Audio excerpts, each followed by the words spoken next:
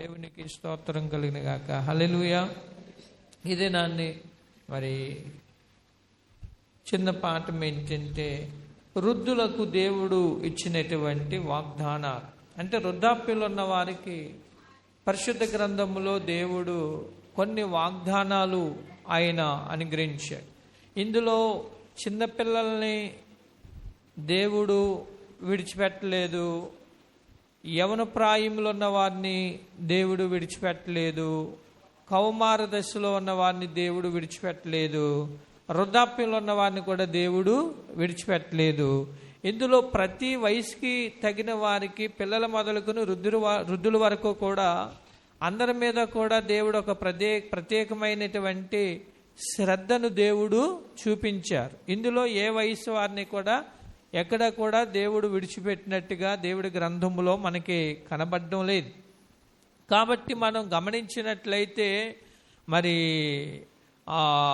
ప్రతి వయసు కూడా చాలా విలువైనటువంటిదే. అంటే బాల్యము చాలా విలువైనటువంటిదే. చూడండి, చిన్నప్పుడు మనము జ్ఞాపకం ఉన్నటువంటి విషయాలు అంటే కొంచెం యవన కాలం వచ్చేసరికి పిల్లలను చూసేసరికి అనిపిస్తుంది. ఏమనిపిస్తుంది అంటే ఇలాగ నేను పలానా చోట ఆడుకునేవాడిని, పలానా చోట ఆడుకునేదాన్ని అనేటటువంటి తలంపులు ఎప్పుడు వస్తాయంటే యవన కాలంలోనికి వచ్చాక చిన్నపిల్లలు ఆడుకుంటుంటే మనం ఆడుకున్నటువంటి విషయాలన్నీ కూడా మనకి జ్ఞాపకం వస్తూ ఉంటాయి. అలాగే యవన కాలంలో కూడా మనం ఆలోచించినట్లయితే యవన కాలంలో మనం ఎలాగా మరి ఏవేమి పనులు చేసాం, ఎలా జీవించామన్నది అది ఎప్పుడు జ్ఞాపకం వస్తుందంటే మనం కౌమార దశలోనికి వచ్చేసరికి ఆ యవన ప్రాయంలో ఉన్న వారిని చూసేసరికి వాళ్ళు కొన్ని మంచి పనులు ఏమన్నా చేసినప్పుడు మనకు కూడా ఏమొస్తుందంటే నా యవన కాలంలో నేను ఎలా చేశాను, నేను ఎలా ఉన్నాను, నేను ఇలాగ చేసేవో అని లేకపోతే చేసేటటువంటి దాన్ని అనేటటువంటి విషయాలు కూడా మనకి జ్ఞాపకం వస్తాయి. అంటే అప్పుడు మనకి ఏమనిపిస్తుంది ఇంకా అలాంటి రోజులు మళ్ళా రావండి అనిపిస్తుంది. బాల్యంలో నుండి యవనంలోనికి వచ్చాక యవనం ప్రాయంలోనికి వచ్చాక బాల్యంలో ఉన్నటువంటి రోజులు మరలా మనకి ఇక రావండి అనిపిస్తారు. అలాగే యవన కాలంలో నుండి కౌమార దశలోనికి వచ్చేసరికి ఏమనిపిస్తుందంటే ఆ యవన కాలంలో ఉన్నటువంటి ఆ రోజులు లేకపోతే ఆ సంతోషం, ఆ సరదా ఇప్పుడు మరలా మనకి రాదండి, అవి చాలా గొప్ప రోజులండి అనిపిస్తారు. అలాగే కౌమార దశలో కూడా మనం జీవించిన విధానం అంతటిని కూడా జ్ఞాపకం చేసుకుంటే వృద్ధాప్యంలోనికి వెళ్ళాక మనకు అనిపిస్తుంది ఏంటంటే ఆ రోజులే వేరండి, ఆ పరిస్థితులే వేరండి, ఆ పద్ధతులే వేరండి అనిపిస్తుంది. అంటే ఇందులో ఒక వయసుకి ఒక స్టేజ్కి మనం ఆలోచించగలిగితే ఈ 4 స్టేజ్లు కూడా చాలా ప్రాముఖ్యమైనటువంటి స్టేజ్లే. తర్వాత కొన్నిసార్లు పెద్దలను చూసేసరికి ఒకవేళ కౌమారంలో ఉన్న వారికి కానీ యవన కాలంలో ఉన్న వారికి కానీ ఏమనిపిస్తుందంటే ఆ వృద్ధులను చూసేసరికి కూడా కొన్నిసార్లు మనకి ఏమనిపిస్తుందంటే నేను అంతకాలం బ్రతుకుతానా, వాళ్ళలాగా నేను జీవించగలుగుతానా, వాళ్ళలాగా నేను ఉండగలుగుతానా అనిపిస్తుంది. అంటే వాళ్ళు చూసి కూడా మనకేమనిపిస్తుందంటే వాళ్ళలాగా అంతకాలం నేను బ్రతుకుతానా, అంతకాలం జీవించగలనా, వాళ్ళలాగా వాళ్ళలాగా ఆ పిల్లలకి పెళ్ళిళ్ళు చేయగలనా, వాళ్ళలాగా ఆ పిల్లల యొక్క పిల్లలు నేను చూడగలనా, వాళ్ళలాగా వాళ్ళు ఆ పిల్లలు ఫలాలు తింటున్నారు కదా నేను అలా తినగలనా అనిపిస్తూ ఉంటారు. అంటే మనం గమనించేటటువంటి విషయం ఏంటంటే ఇందులో ఏ వయసులో కానీ అంటే ఏ యొక్క ఆ ప్రాయమును కూడా మనం తక్కువ వేయడానికి అంచనా లేదు. అలాగే దేవుడు వాక్యములో కూడా ఈ 4 ప్రాయాలకి కూడా దేవుడు చాలా ప్రాముఖ్యమైనటువంటి ప్రాధాన్యతని దేవుడు ఇచ్చాడు.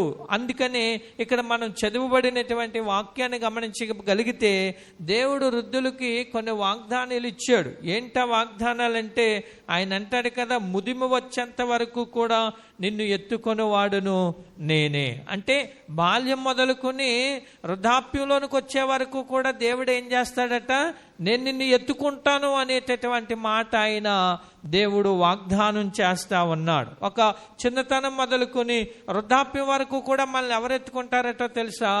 దేవుడు మనల్ని ఎత్తుకుంటాడట. చూడండి, మన పిల్లల్ని మన చిన్నప్పుడు మనం ఎత్తుకుంటాం.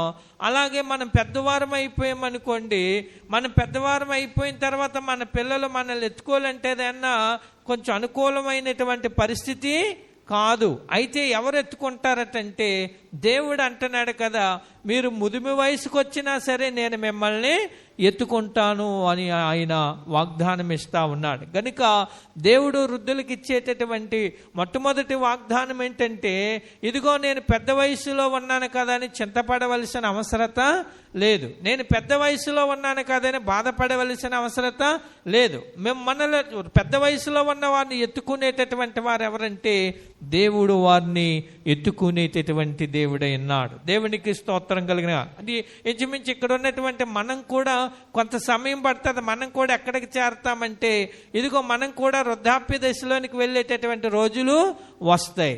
అప్పుడు దేవుడు మనల్ని ఎత్తుకోవాలి అని అంటే మనం కూడా ఏం చేయాలటంటే, మనకి ఆరోగ్యం ఉన్నంత కాలము, మనకి బలం ఉన్నంత కాలము, మనకి శక్తి ఉన్నంత కాలం కూడా మనం ఏం చేయాలటంటే దేవుని యొక్క గ్రంథాన్ని మనము మోసుకుని మనం తిరిగామనుకోండి, మనం ఈ గ్రంథాన్ని మోయలేనటువంటి వయసు మనకు వచ్చేసరికి, ఈ గ్రంథాన్ని మోయలేనటువంటి శక్తి మనకు లేనప్పుడు దేవుడు ఏం చేస్తాడంటే అప్పుడు ఆయన మనల్ని ఎత్తుకుంటాడు. కనుక మరి ఈ కాలమంతా కూడా మనం దేవుని గ్రంథాన్ని మోయకుండా, దేవుని యొక్క దేవుణ్ణి మనం మోయకుండా, మనం ముదిమి వచ్చాక దేవుడు నన్ను ఎత్తుకోలేదంటే మనం అది అనడానికి ఈలైనటువంటిది లేనటువంటి విషయంగా మనం గమనించాలి. కనుక మొట్టమొదటి ఏంటంటే దేవుడు మనల్ని ఎత్తుకోవాలనంటే వృద్ధాప్యంలో ఎత్తుకోవాలి. లేకపోతే ఇప్పుడు మనల్ని ఎత్తుకోవాలన్నా, కౌమార దశలో ఎత్తుకోవాలన్నా, వృద్ధాప్యంలో మనల్ని ఎత్తుకోవాలన్నా, మనకి దేవుడిచ్చిన అవకాశంలో మనం ఏం చేయాలంటే ఈ పరిశుద్ధ గ్రంథాన్ని మనము మోసేటటువంటి వారముగా ఉండాలి. దేన్ని మోయాలి మనం చెప్పండి?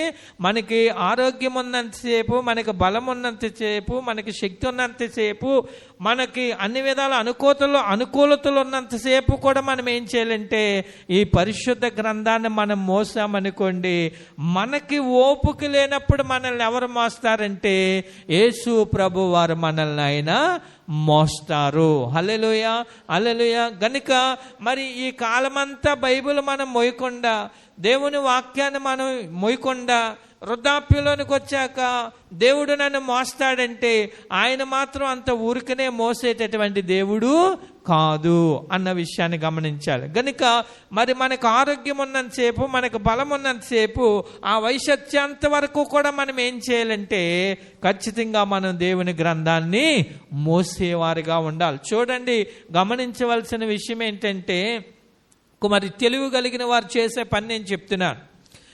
ఈ లోకంలో బలం ఉన్నంతసేపు, ఆరోగ్యం ఉన్నంతసేపు తెలివి కలిగిన వారు ఏం చేస్తారంటే కష్టపడి వాళ్ళు ఏదో పని చేసుకుని ఏం చేస్తారంటే 10 రూపాయల డబ్బులు దాచుకుంటారు. అంటే తెలివి కలిగిన వాళ్ళు దాచుకుని ఏం చేస్తారో తెలుసా?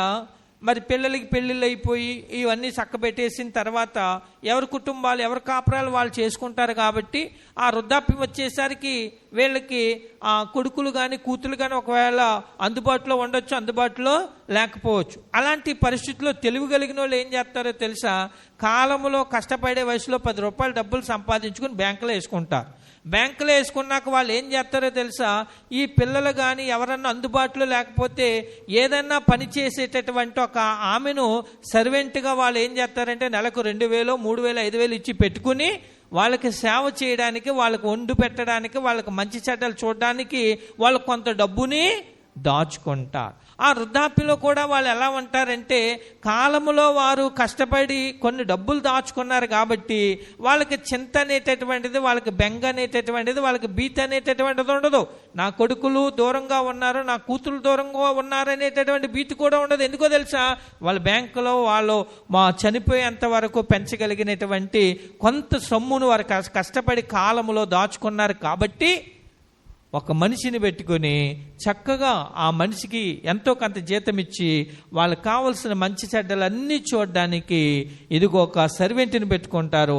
ఆ డబ్బులు తీసుకుని నెల వాళ్ళు ఏం చేస్తారంటే వాళ్ళు బ్రతుకుతూ, వాళ్ళు పోషింపబడుతూ ఉంటారు. దేవునికి స్తోత్రం కలిగిన.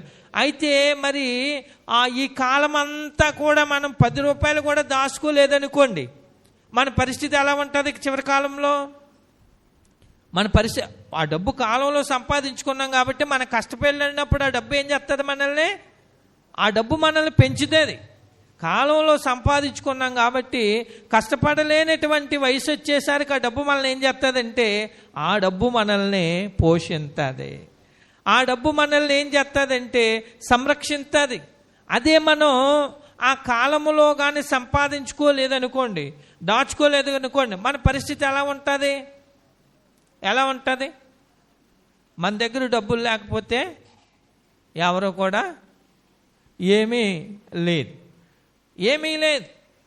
కాలం అంతా అయిపోయిన తర్వాత అయ్యో నా పరిస్థితి ఇదంటే మనం బాధపడడానికి ఉపయోగము లేదు. పొద్దు కునుకుపోయిన తర్వాత అయ్యో పొద్దుపోయింది అనుకుంటే మరలాగా వస్తుందా? మనకు ఆరోగ్యం అంతా కూడా మన వయసులో ఉన్నప్పుడు మన ఆరోగ్యం అంతటిని కూడా మనం వృధాగా ఖర్చు పెట్టుకున్నాం అనుకోండి, ఆ కాలంలో ₹1 కూడా మనం సంపాదించుకోకుండా మనం జీవించామనుకోండి, కాలం అంతా అయిపోయిన తర్వాత బాధపడితే కేవలం ఉపయోగం ఉంటుందా? ఇక ఏమీ కూడా ఉపయోగము లేదు. దేవునికి స్తోత్రం కలిగిన. ఎందుకు ఈ మాట చెప్పానంటే, మనం కాలంలో కష్టపడి సంపాదించుకుంటేనే మనము అది ఎప్పుడు మనల్ని పెంచుతుందంటే వృద్ధాప్యంలో మనల్ని అది పెంచుతుంది. అలాగే మనం ఆరోగ్యంగాను బలంగాను క్షేమంగా ఉన్నప్పుడు ఈ పరిశుద్ధ గ్రంథాన్ని కానీ మనం మోసినట్లయితే దేవుడు కూడా మనల్ని ఏం చేస్తాడంటే, మనకి ఓపిక లేనప్పుడు, మనకి శక్తి లేనప్పుడు, మనకి బలము లేనప్పుడు, మనం నడలేనప్పుడు, మనల్ని ఎవరో చూసేవారు లేనప్పుడు అప్పుడు ఆయన మనల్ని ఏం చేస్తాడంటే ఆయన మనల్ని ఎత్తుకుని ఆయన మనల్ని నడిపిస్తాడు. దేవునికి స్తోత్రం కలిగిన గాక. హల్లెలూయా. గనుక మొట్టమొదటిది ఏంటంటే, దేవుడు వృద్ధులకు ఇచ్చిన వాగ్దానములో ముదిమి వచ్చేంత వరకు నేను మిమ్మును ఎత్తుకుంటాను అంటున్నాడు. గనుక ఆయన వృద్ధులనే కాదు కానీ బాల్యం నుండి మొదలుకుని వృద్ధాప్యం వరకు కూడా ఆయన మనల్ని ఎత్తుకుని నడిపించేటటువంటి దేవుడైనాడు. ఇంకా రెండో విషయాన్ని మనం రెండో వాగ్దానం ఆయన ఏం చేశాడంటే, ఈ 4వ వచనములోనే కిందన ఆయన అంటాడు కదా, ఇదిగో తల వెంట్రుకలు నెరయి వరకు నిన్నెత్తుకునేవాడును నేను చేసి ఉన్నాను, చంక పెట్టుకునేవాడును నేనే, నిన్ను ఎత్తుకొనుచు రక్షించువాడును నేనే. ఎవరట? దేవుడు వాగ్దానం, రెండో వాగ్దానం ఏంటంటే, ఇదిగో నేను నిన్ను రక్షించువాడను కూడా నేనే. అంటే వృద్ధాప్యంలో ఉన్న వారిని రక్షించేవారు ఎవరటో తెలుసా? దేవుడే రక్షించేటటువంటి దేవుడు. ఆయన రక్షించాలి అని అనుకుంటే దేవుడు వృద్ధుల్ని ఎవరిని కూడా విడిచిపెట్టేటటువంటి దేవుడు కాదు, ఆయన రక్షించేటటువంటి దేవుడు. అయితే ఆయన రక్షించాలి అని అంటే ఒక విషయాన్ని మనం గమనించాలి ఏంటంటే, ఇదిగో మనకి ఈ లోకంలో మనం అన్ని విధాల సుఖముగా క్షేమంగా ఉన్నప్పుడు ఏం చేయాలంటే రక్షకుడైనటువంటి యేసుక్రీస్తు ప్రభువును మనము ఆశ్రయించేవారుగా ఉండాలి. ఎప్పుడన్నా చూడండి, ఒక వ్యక్తి నూతులో పడిపోయాడు అనుకోండి, అనుకోకుండా నూతిలో పడిపోయాడు అనుకోండి, అప్పుడు ఆ వ్యక్తి నన్ను ఎవరన్నా కాపాడండి అని కేకలేసి ఏమవుతాడు? ఆ వ్యక్తి ఎవరో ఒకరు వినబడి ఏం చేస్తారంటే, అయ్యో ఈ నూతులు ఎవరో పడిపోయారేమో అనుకుని ఎవరో ఒకరు ఆ దారిని వెళ్ళే వాళ్ళు ఏం చేస్తారంటే ఏదో రకంగా ఆ వ్యక్తిని ఆ చేయి పట్టుకుని పైకి లేపడానికి అవకాశము కనబడతారు. అదే పిలవకుండా మాట్లాడకుండా ఉన్నాడు అనుకోండి, ఆ వ్యక్తి పరిస్థితి ఏమైపోద్ది అంటే తన ప్రాణాన్ని తనే కోల్పోయేటటువంటి పరిస్థితిలోనికి వెళ్ళిపోతాడు. కనుక మనం గమనించవలసిన విషయం ఏంటంటే, దేవుడు మనలను రక్షించాలి అని అంటే మనం కూడా ఏం చేయాలంటే రక్షించేటటువంటి రక్షకుడైనటువంటి యేసుక్రీస్తు ప్రభువారిని మనము ఆశ్రయించేవారుగా ఉండాలి. అంటే బాల్యం నుండి మొదలుకొని వృద్ధాప్యం వచ్చేంత వరకు కూడా ఏం చేయాలంటే ఇదిగో రక్షించేటటువంటి రక్షకుడైనటువంటి యేసుక్రీస్తు ప్రభువారిని మనం పట్టుకోగలిగితే ఆయన మనల్ని ఏం చేస్తాడంటే వృద్ధాప్యములు ఆయన మనల్ని రక్షించేటటువంటి దేవుడైనాడు. కనుక ఆయన రక్షించాలి అని అంటే దేవుని వాక్యంలో యేసు ప్రభువారు ఒక మాట చెప్తాడు, ఇదిగో నమ్మిన వాడు ఏం చేయబడతాడట? రక్షింపబడును, నమ్మని వానికి శిక్ష విధించబడతాడు. అనగా ఈ భూమి మీద ఒక వ్యక్తి బాగున్నప్పుడే, ఒక వ్యక్తి మంచిగా ఉన్నప్పుడే ఏం చేయాలంటే రక్షించేటటువంటి రక్షకుడైనటువంటి యేసుక్రీస్తు ప్రభువును ఆ వ్యక్తి ఏం చేయాలంటే ఇదిగో ఆశ్రయించాలి. ప్రభువా నన్ను రక్షించని ఏం చేయాలంటే యేసు ప్రభు వారి వైపు ఆ వ్యక్తి చేతులు చాపాలి. అప్పుడు ఆ వ్యక్తిని యేసు ప్రభు ఏం చేస్తాడంటే ఖచ్చితంగా రక్షిస్తాడు. ఇదిగో రక్షకుడి దగ్గర మనం ఉన్నట్లయితే ఇదిగో మనం ముదిమి వచ్చేటప్పుడు మనల్ని ఎవరు రక్షిస్తారంటే ఆయనే మనలను రక్షించేటటువంటి దేవుడే అన్నాడు. దేవునికి స్తోత్రం కలిగిన గాక. హల్లెలూయా. ఆది కాండములో 15వ అధ్యాయములో 15వ వచనంలో ఒక మంచి మాట మనకి కనపడుతుంది. ఆది కాండము 15వ అధ్యాయము 15వ వచనంలో, నీవు క్షేమముగా నీ పితరుల దగ్గరకు అమ్మా నేను చదువుతాను. నీవు క్షేమముగా నీ పితరుల దగ్గరకు పోయేదవు, మంచి వృద్ధాప్యమందు పాతిపెట్టబడదవు. ఇక్కడ అబ్రహాంతో దేవుడు ఒక వాగ్దానం చేశాడు. ఏంటి ఆ వాగ్దానం అంటే? అబ్రహాంతో అన్నాడు, నీవు దేవునికి స్తోత్రం. హల్లెలూయా, హల్లెలూయా, హల్లెలూయా. 2 చేతులు పైకి చూపి దేవునికి స్తోత్రం చెప్తా. హల్లెలూయా. ఇక్కడ 15వ అధ్యాయం ఆది కాండం 15వ వచనాన్ని మనం గమనించగలిగితే దేవుడు అబ్రహాముకు ఒక వాగ్దానం చేస్తున్నాడు. ఏంటంటే నీవు క్షేమముగా నీ పితరుల వద్దకు పోయేదవు, మంచి వృద్ధాప్యమందు పాతి పెట్టబడతావు. అంటే నీవు దేవుడు ఒక వాగ్దానం ఇచ్చాడు, నీవు క్షేమంగా వెళ్తావు. నీ చివరి దినాల్లో నువ్వు ఇబ్బంది పడకుండా, నువ్వు వేతన పడకుండా, ఎటువంటి బాధ నువ్వు పడకుండా వృద్ధాప్యలో నువ్వు ఎలాగెళ్తావు తెలుసా? నీ పితరుల దగ్గరికి క్షేమంగా సుఖంగా వెళ్తావు, ఏ బాధ లేకుండా నీవు మరణం అవుతావు అంటున్నా. అంటే అప్పుడు దేవుడు అంటాడు కదా, వాగ్దానం చేసి ఇంకా కిందకి అంటాడు, మంచి వృద్ధాప్యమందు పాతి పట్టబడతావు. అంటే ఎప్పుడు అబ్రహాం దినాలు ముగిస్తాయటో తెలుసా? మంచి వృద్ధాప్యం, నిండు వృద్ధాప్యం వచ్చినప్పుడు ఇంకెందుకులే ప్రభువా నాకు ఈ జీవితం, నాయన ఇక నాకు చాలు అన్నప్పుడు దేవుడు అబ్రహాం తీసుకుంటాడు. కొన్ని సందర్భాల్లో వృద్ధులు అంటే బాగా 80 సంవత్సరాలు 85 సంవత్సరాలు వచ్చిన వాళ్ళు కనపడ్డారు అనుకోండి, ఇంకెందుకు బాబు దేవుడు నన్ను తీసుకుంటే బాగున్ను, నేను బ్రతకవలసిందంతా నేను బ్రతికేశాను. ఇప్పుడు 80 సంవత్సరాల వయసు వచ్చిన వారు లేకపోతే 85 సంవత్సరాల వయసు వచ్చిన వారు చనిపోయారు అనుకోండి, ఎవరన్నా బాధపడతారా? దేవుడు బ్రతికినంతకాలం మంచి ఆయుష్కాలం ఇచ్చాడు. దేవుడు ఏ బాధ లేకుండా అతడు ఏమయ్యాడో తెలుసా? చక్కగా అతడు దేవుడు తీసుకున్నాడు అంటారు. నిజంగా అది చాలా ధన్యకరమైనటువంటి మానవ జీవితంలో ఎక్కువ కాలం మనం సుఖంగా బ్రతకడం చాలా ధన్యత. ఆ చివరి క్షణాల్లో బాధ లేకుండా దేవుడు మనల్ని తీసుకోవడం కూడా అది మనకి చాలా ధన్యత. అంటే మనం ఎవరమన్నా సరే, అంటే ఈ భూమి మీద ఉన్న మానవులు ఎవరమన్నా సరే దేవుడు దయ వల్ల మంచి ఆయుష్కాలం మనం బ్రతకడం అనేది గొప్ప ధన్యత. అది రెండోది ఏంటో తెలుసా? చివరి దినాల్లో మనం బాధపడకుండా దేవుడు మనల్ని తీసుకుంటే చాలా అద్భుతం అన్నమాట. అది చాలా అద్భుతమైన మరణం అది. అందుకని అబ్రహాముకి దేవుడు వాగ్దానం ఇచ్చాడు. ఏంటో తెలుసా? అబ్రహామా, నీవు ఇదిగో క్షేమముగా నీ పితరుల దగ్గరికి చేరుతావు, అంటే ఏ బాధ లేకుండా వెళ్తావు. ఆ వెళ్ళేటప్పుడు కూడా మంచి వృద్ధాప్యలో ఇక నాకు చాలు ప్రభువా, ఈ భూమి మీద నా దినాలు నేను ముగించుకుంటాను అన్నప్పుడు నిన్ను నేను తీసుకెళ్తా. ఎంత అద్భుతమైన వాగ్దానం. ఇప్పుడు అబ్రహాముని ఎవరు రక్షించారంటే దేవుడు రక్షించాడు. ఎందుకు రక్షించడానికి గల కారణం ఏంటి? అబ్రహాముని అవండి అబ్రహాముని రక్షించడానికి గల కారణం ఏంటి? అబ్రహాముకి క్షేమంగా పితరుల దగ్గరికి నువ్వు ఎందుకు వెళ్తావు, మంచి వృద్ధాప్యమందు నీ దినాలు ఎందుకు ముగుస్తాయి అని ఎందుకు అన్నాడు ఆయన? ఎందుకో తెలుసా? అందుకనే నిన్ను రక్షించువాడను నేనే అంటున్నాడు దేవుడు. ఎందుకు రక్షిస్తానంటున్నాడు అబ్రహామునో తెలుసా? ముదిమి వయసులో కూడా అబ్రహాము మంచి వయసులో ఉన్నప్పుడు, మంచి ప్రాయములో ఉన్నప్పుడు అబ్రహామును పిలిచాడు. అబ్రహామా, నీ దేశాన్ని నీవు విడిచిపెట్టు. అబ్రహామా, నీ బంధువుల్ని విడిచిపెట్టు. అబ్రహామా, నీ ప్రాంతాన్ని నీవు విడిచిపెట్టు. నేను చూపించు దేశానికి నీవు వెళ్ళిపో అన్నప్పుడు అబ్రహాము ఏం చేశాడో తెలుసా?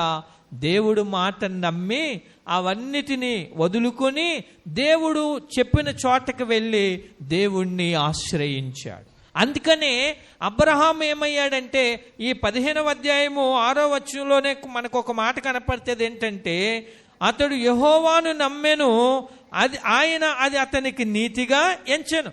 అంటే అతడు యెహోవాను నమ్మనంటే ఏమి నమ్మాడు? దేవుని మాటను నమ్మాడు అబ్రహాము. అబ్రహామా, నీకు కలిగిన అంతటిని కూడా విడిచిపెట్టవయ్యా. నువ్వు విడిచిపెడితే నేను చూపించే దేశానికి నువ్వు వెళ్తే అని చెప్పగానే అబ్రహాం ఏం చేశాడు తెలుసా? తడవు చేయకుండా దేవుడి మాటకు విని, దేవుడి మాటకు లోబడి అన్నింటిని వదులుకొని దేవుడు చెప్పిన పని అబ్రహాము చేశాడు. అందుకనే అబ్రహాముని దేవుడు ఏం చేశాడంటే, ఇదిగో అబ్రహాముని రక్షించాడు దేవుడు, అన్ని విధాలు ఆశీర్వదించాడు దేవుడు. ఇదిగో క్షేమంగా నీ పితరుల దగ్గరికి వెళ్తావు, ఇదిగో మంచి వృద్ధాప్యమందు నువ్వేం చేయబడతావు తెలుసా? పాతి పెట్టబడతావు. ఎంత అద్భుతమైనటువంటి మంచి కృపను అబ్రహాముకు దేవుడు ఇచ్చాడు. ఇవ్వడానికి గల కారణం ఏంటంటే, అబ్రహాము కాలములో ఉన్నప్పుడు ఎవరు నమ్మాడంటే దేవుడిని నమ్మాడు, దేవుడి మాటను నమ్మాడు, దేవుని మాటకు లోబడ్డాడు.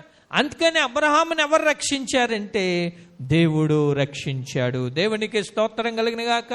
హల్లెలూయా. గనుక రెండోది ఏంటంటే, వృద్ధులకు దేవుడిచ్చినటువంటి వాగ్దానం రెండోది ఏంటో తెలుసా?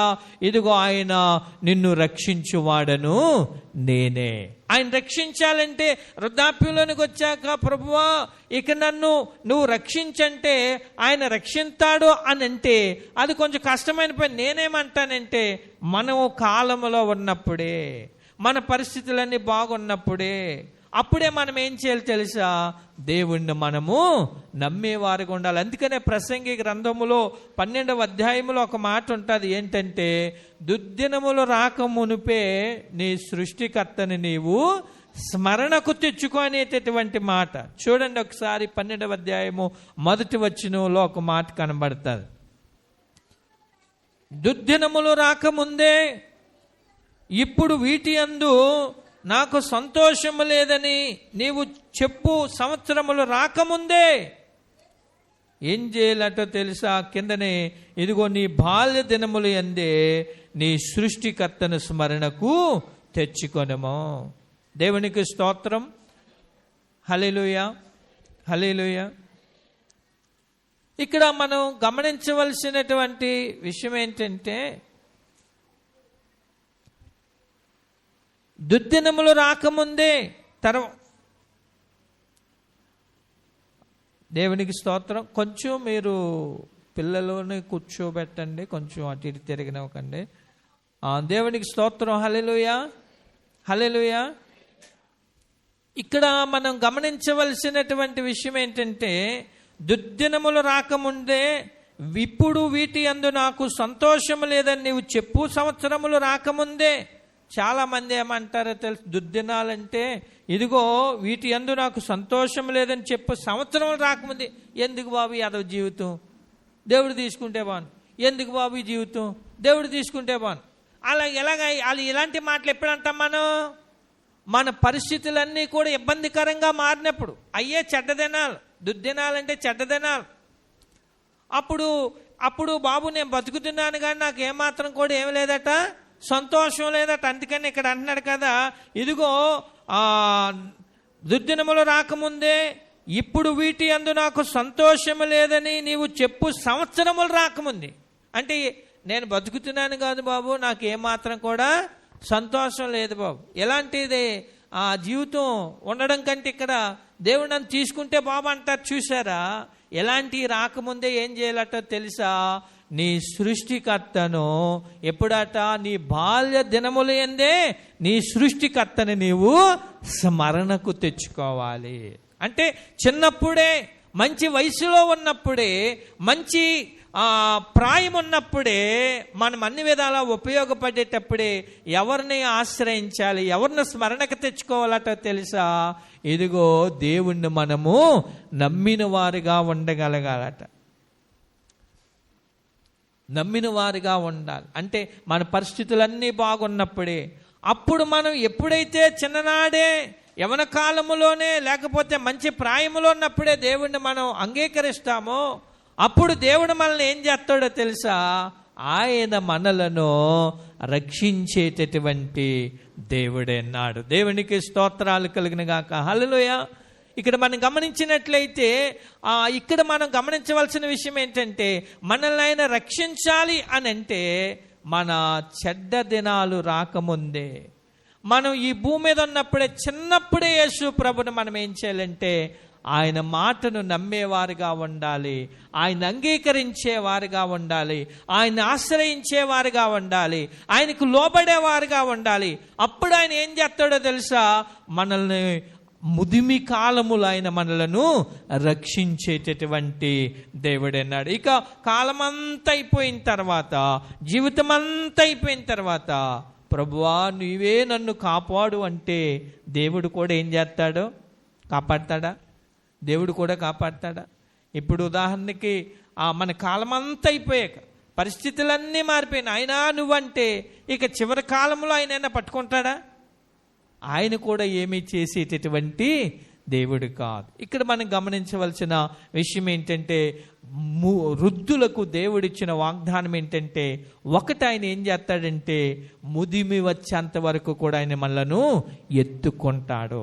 రెండోది ఏంటంటే, ఇదిగో ముదిమి వయసులో కూడా ఆయన మనల్ని ఏం చేస్తాడంటే రక్షించేటటువంటి దేవుడైనాడు. ఇక మూడోది ఏంటి అని మనము ఆలోచించగలిగినట్లయితే, సామెతల గ్రంథములో 20వ అధ్యాయం 29వ వచనంలో ఒక మాట కనపడుతుంది. సామెతల గ్రంథము 20వ అధ్యాయము 29వ వచనాన్ని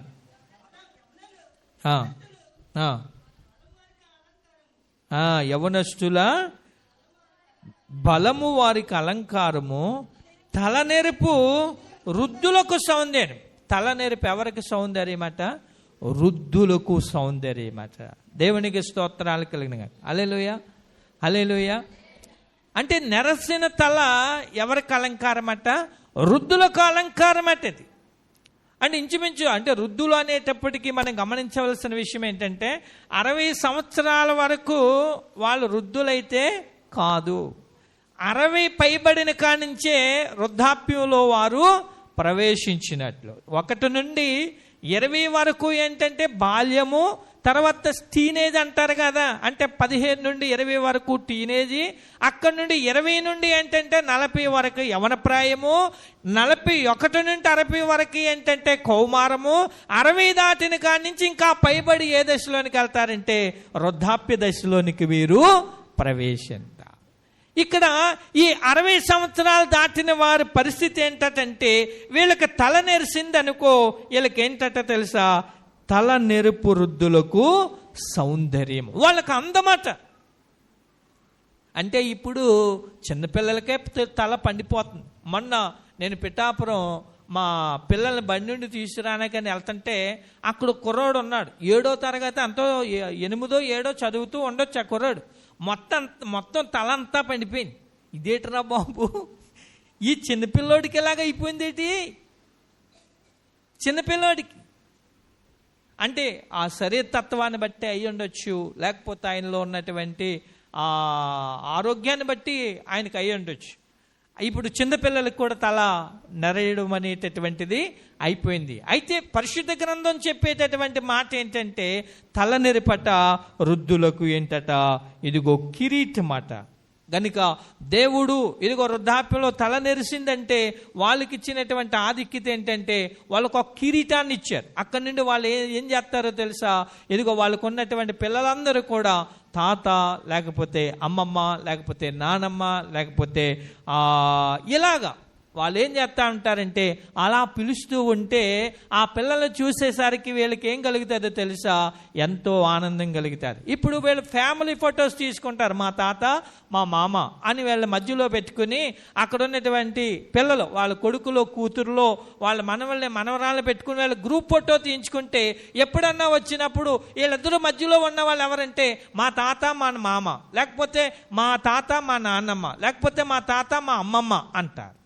నిజంగా ఈ ఆశీర్వాదం చాలా గొప్పది. అందుకనే 128వ కీర్తనలో ఉంటుంది ఏంటంటే, అక్కడ దేవుడు మంచి వాగ్దానం ఇచ్చాడు. అంటే దేవుని యందు భక్తి కలిగినటువంటి వారికి అక్కడ మంచి వాగ్దానం ఏంటంటే, ఒకసారి 5వ వచనాన్ని చదువుదాం.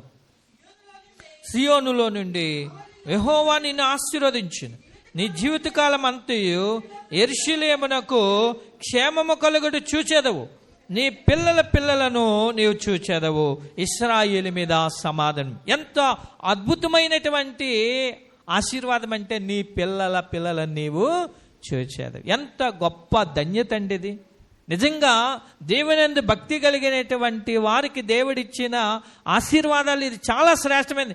మన పిల్లలను చూడడం అంటే నిజంగా దేవుడు ఎంతో భాగ్యము, ఎంతో ధన్యత. ఈ లోకంలో అన్నిటికంటే శ్రేష్టమైనది ఏంటో తెలుసా? మన పిల్లలను చూడడం చాలా గొప్ప ఆనందం. మన పిల్లలకు కూడా మా తాత మా మామ అంటే వాళ్ళు మన పెద్ద ఎదిగినా సరే ఉంటే అది మనకి ఎంతో ఆనందం.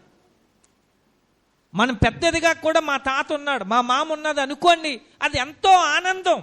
ఎందుకో తెలుసా?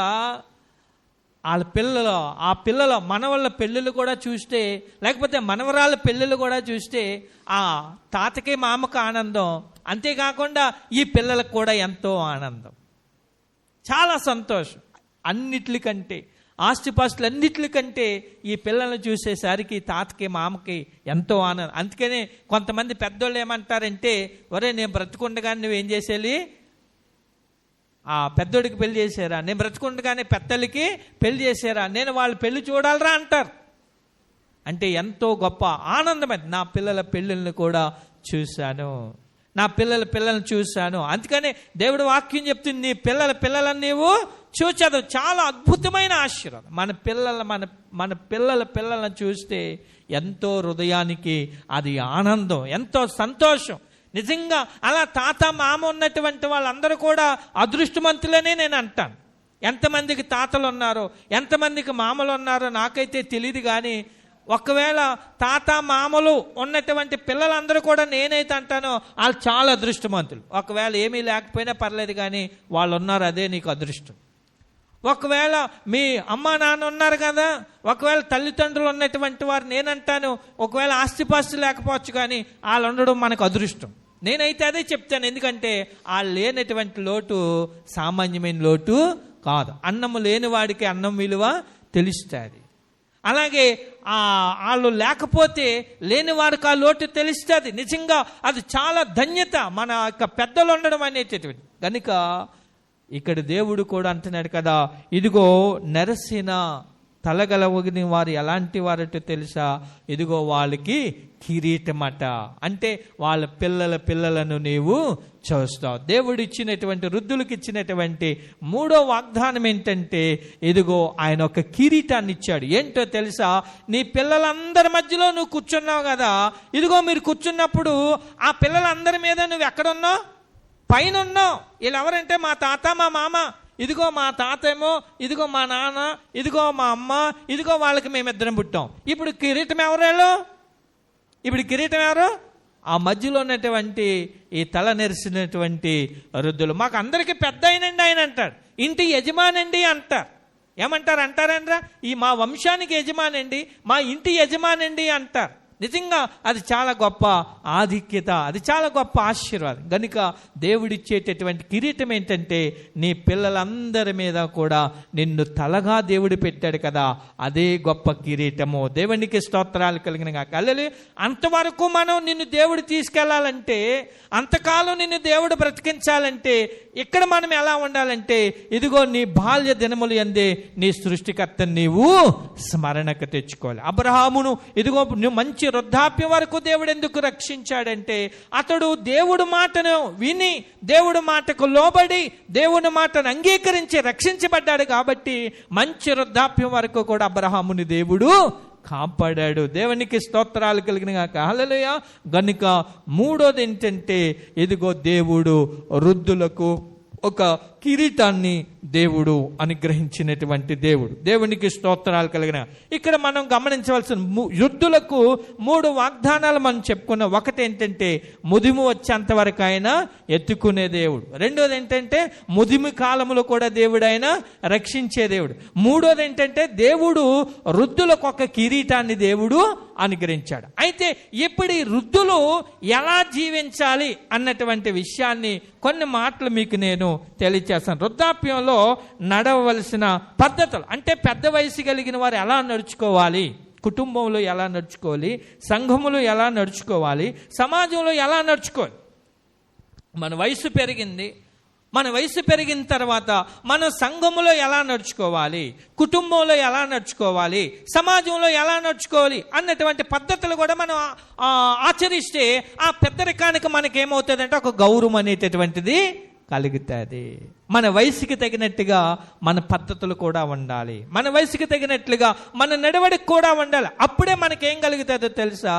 గౌరవం అనేటటువంటిది కలుగుతుంది. పౌలు అంటాడు కదా, నేను పిల్లవాడినై ఉన్నప్పుడు పిల్లవాని చేష్టలు చేసి తిని, ఇప్పుడు పెద్దవాడినయ్యాను కాబట్టి పిల్లవాని చేష్టలు నేను మానివేసి తిని అంటాడు. అంటే మనం పెద్దోళ్ళం అయిన తర్వాత పిల్లలు చేసే పనులు మనము చేయకూడదట. మన పెద్దరికానికి తగినట్టుగానే మన జీవిత విధానం కూడా ఉండాలట. అందుకనే తీతుకు రాసినటువంటి పత్రిక 2వ అధ్యాయములో అక్కడ మొదటి వచనము నుండి 2-3 వచనాల్లో కొన్ని విషయాలు అపోస్తులుడైన పౌలు గారు తెలియజేశారు. ఏంటంటే సంఘములో వృద్ధులు ఎలా ఉండాలి అనగా, ఇదిగో సంఘములో ఉన్నటువంటి స్త్రీలు ఎలా ఉండాలి, సంఘములో ఉన్నటువంటి యవన స్త్రీలు ఎలా ఉండాలి, సంఘములో ఉన్నటువంటి యవన పురుషులు ఎలా ఉండాలి అన్నటువంటి విషయాలు నలుగురిని గురించి కూడా అక్కడ పౌలు గారు కొన్ని విషయాలు రాశాడు. ఎలా ఉండాలటో తెలుసా? 2వ అధ్యాయం 1వ వచనాన్ని చదువుతున్నాను. నీవు హితబోధకు అనుకూలమైన సంగతులను బోధించుము. అక్కడ ఎలాగనగా వృద్ధులు మిథ్యానుభవము గలవారును, మాన్యులను, స్వస్థ బుద్ధి గలవారును, విశ్వాస, ప్రేమ, సహనముల యందు లోపము లేని వారై ఉండవలననియు. ఇక్కడ మనం గమనించవలసిన విషయం ఏంటంటే వృద్ధులు ఎలా నడుచుకోవాలట అంటే పెద్ద వయసు కలిగిన వారు. ఈ పెద్ద వయసు కలిగిన వారు ఎలా నడుచుకోవాలటో తెలుసా? మితానుభవము కలిగిన వారుగా ఉండాలట. మితానుభవం అనగా ఏంటంటే సెల్ఫ్ కంట్రోల్ అనేటటువంటి, అంటే మనంతట మనమే కొన్నింటిని ఏం చేసుకోవాలట తెలుసా? అదుపు చేసుకోవాలట. అంటే ఆశలు ఉంటాయి కదా, ఆశలు ఉన్నప్పుడు ఆశలు మనం ఏం చేయాలట తెలుసా? మనంతట మనమే కొన్ని వాటిని మనము అదుపు చేసుకోవాలట. మితానుభవం అంటే ఇప్పుడు మనం వయసు పెరిగిన తర్వాత ఆశలు ఉన్నాయని మనం ఎక్కువగా వాటి వైపు పరిగెత్తడానికి వీల్లేదు. ఆశలను కొంచెం మనం అదుపు చేసుకోవాలి. రెండోది ఏంటంటే మాన్యులను, అంటే మాన్యులు అనగా ఏంటంటే ఇక ఏ లోపము లేనటువంటి వారుగా ఉండాలి. అంటే వయసు పెరిగిన తర్వాత ఇక మనలో ఏ లోపం కూడా ఉండడానికి వీల్లేదు. ఎవరు కూడా మనల్ని ఏలు పెట్టి పలానా పెద్ద ఆయన ఇలాగా అనేటటువంటి పరిస్థితి మనలోనికి రావటానికి వీల్లేదు.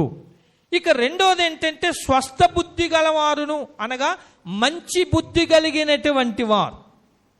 అంటే మంచి బుద్ధి కలిగిన వారుగా ఉండాలి. అంటే వయసు మన పెద్ద పెరిగిన తర్వాత ఎలా ఉండాలంటే మంచి బుద్ధి కలిగిన వారుగా ఉండాలి. అంటే మన బుద్ధి ఏమో ఉండాలంటే మంచి బుద్ధి కలిగిన వారుగా మనం ఉండాలి.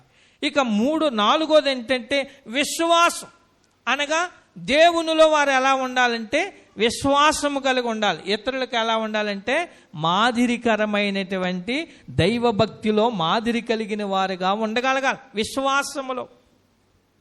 తర్వాత ఏంటంటే ప్రేమ, అంటే ప్రేమ విషయములో కూడా, అనగా దేవుని ప్రేమలోను మన కుటుంబాన్ని ప్రేమించే విషయములో కూడా ఎలా ఉండాలంటే ఒక మాదిరిగా ఉండాలి.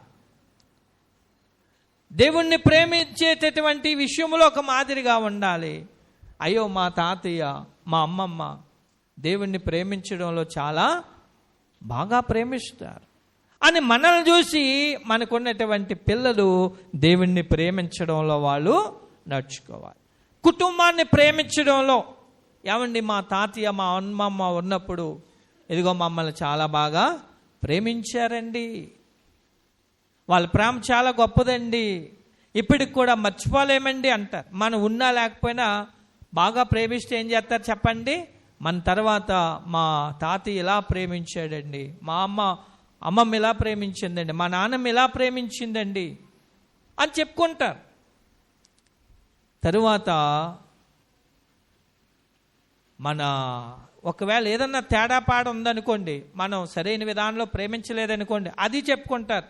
ఏమండి మా నాన్న కానీ మా అమ్మ కానీ లేకపోతే మా తాత కానీ మా అమ్మమ్మ కానీ మా నాన్నమ్మ కానీ నన్ను సరైన విధానంలో, అది చెప్పుకుంటారు.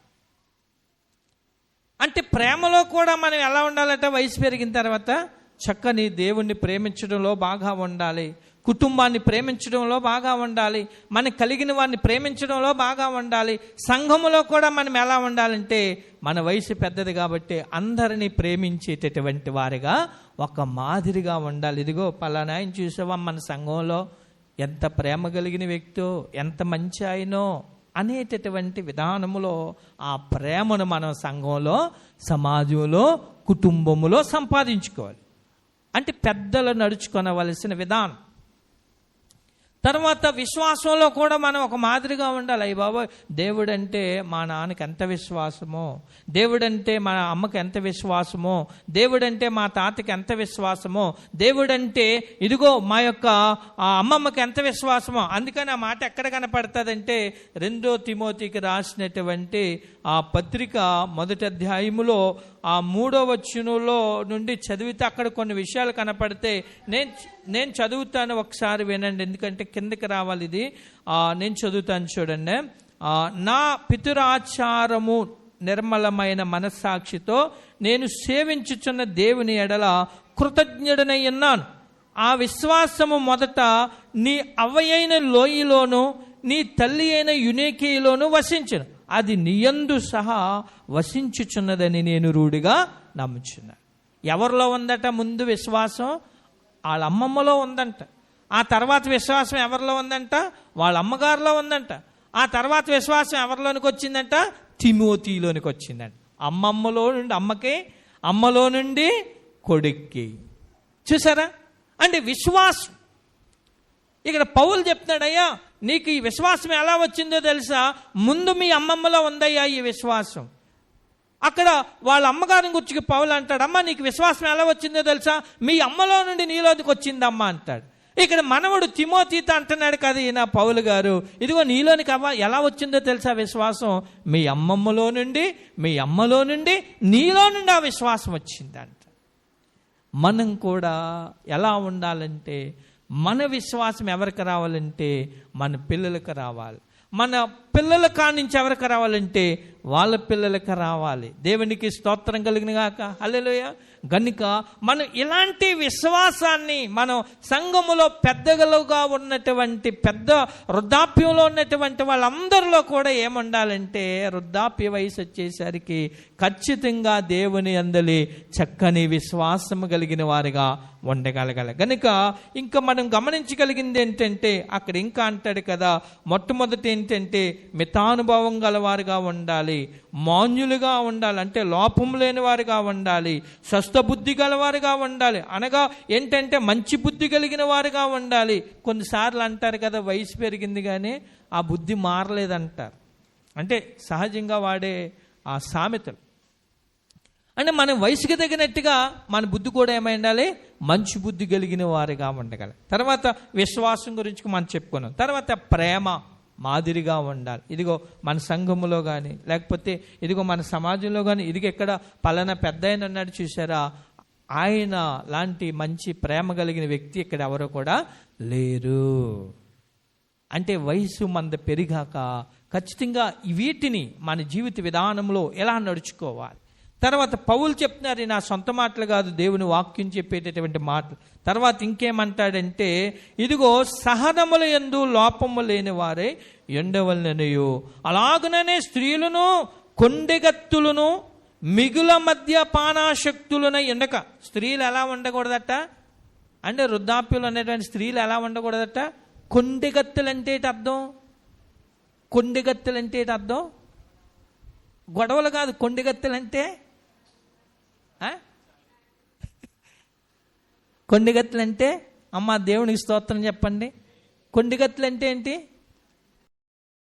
రైట్, ఎవరు చెప్పారు? రాయుడు రమాదేవి గారు, వాణి గారు, దేవుడికి స్తోత్రం. హల్లెలూయా. అంటే కొండిగత్తెలు అంటే చాడీలు. ఎలాగంటే ఇంటికాడ మరి పెద్ద వయసు అయిన తర్వాత ఏం చేస్తారు? దేవుడు వాళ్ళు కొంతమంది కష్టపడే వాళ్ళు కష్టపడతారు, కొంతమంది ఏం చేస్తారంటే చక్కగా ఏదో ఉన్న కాడికి పిల్లలు పెడతారు, తిని కూర్చుని ఏం చేస్తుంటారంటే వాళ్ళ మీదో వీళ్ళ మీద ఏదో చెప్పుకుంటుంటారు.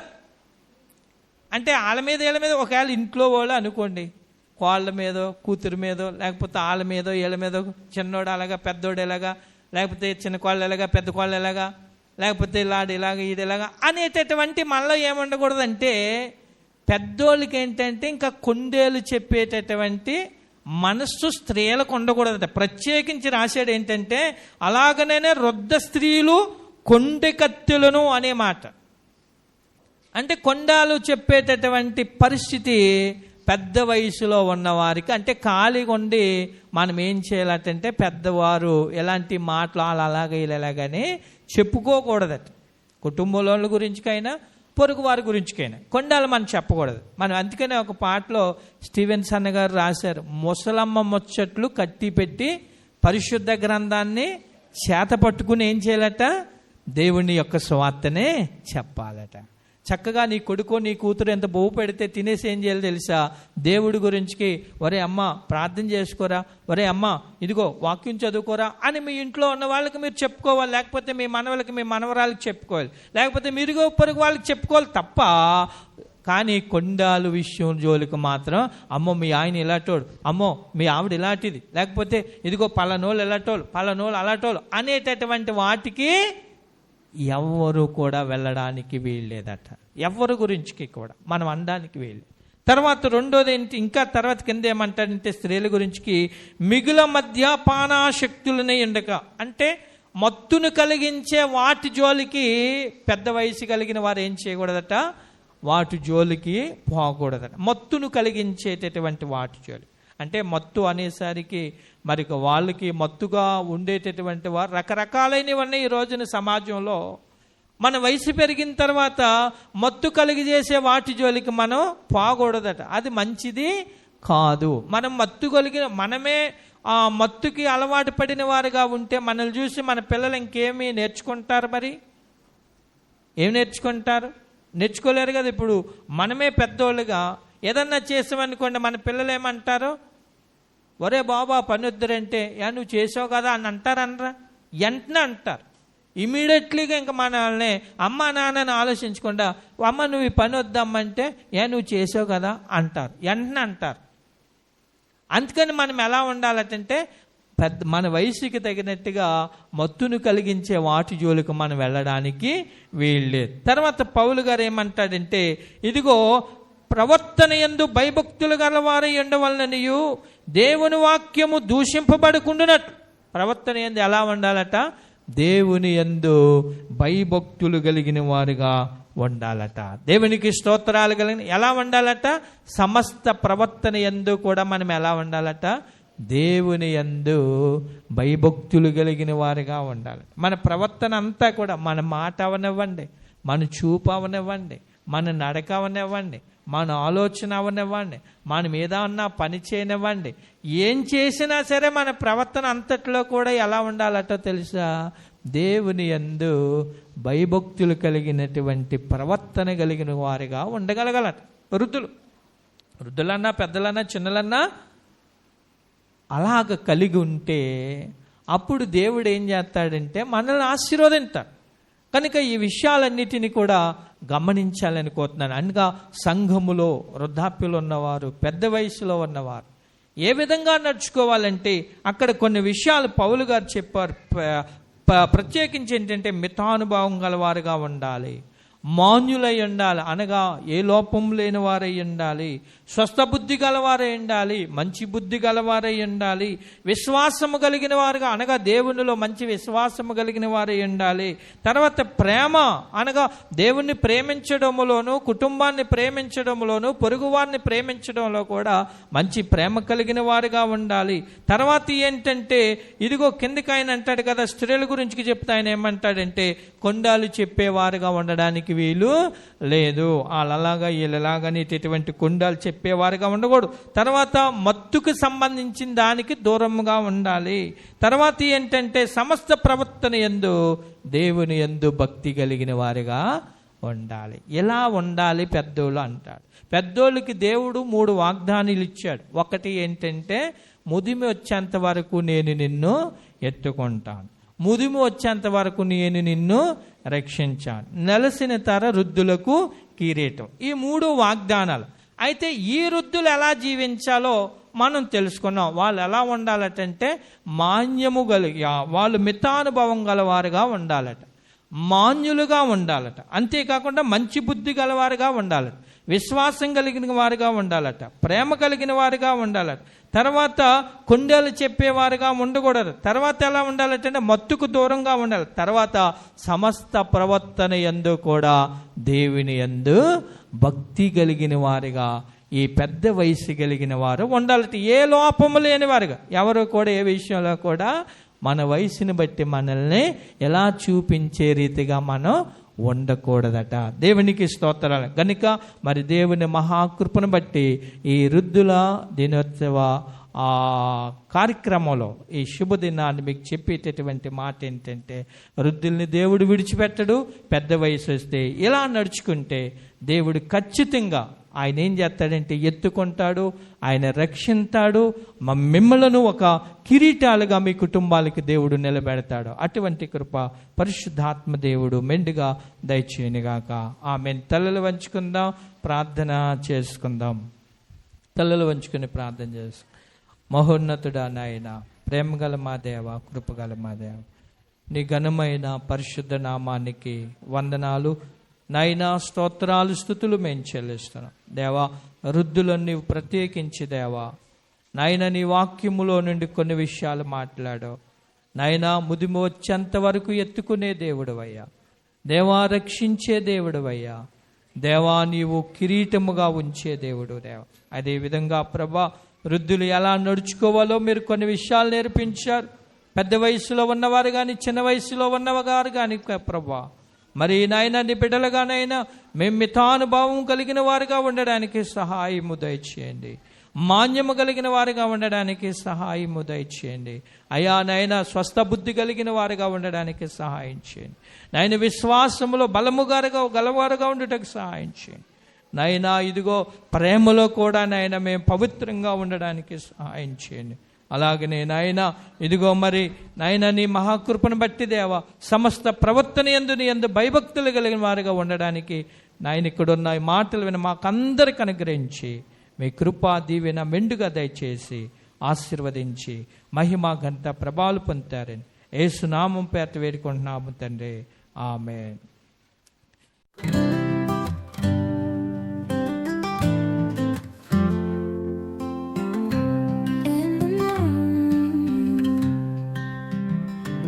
In the morning light I see a path that calls so tenderly, where shadows fade and hearts align in the warmth of love divine. With every step I feel the grace, a gentle hand, a soft embrace. In this place where spirits soar, together we will seek once more.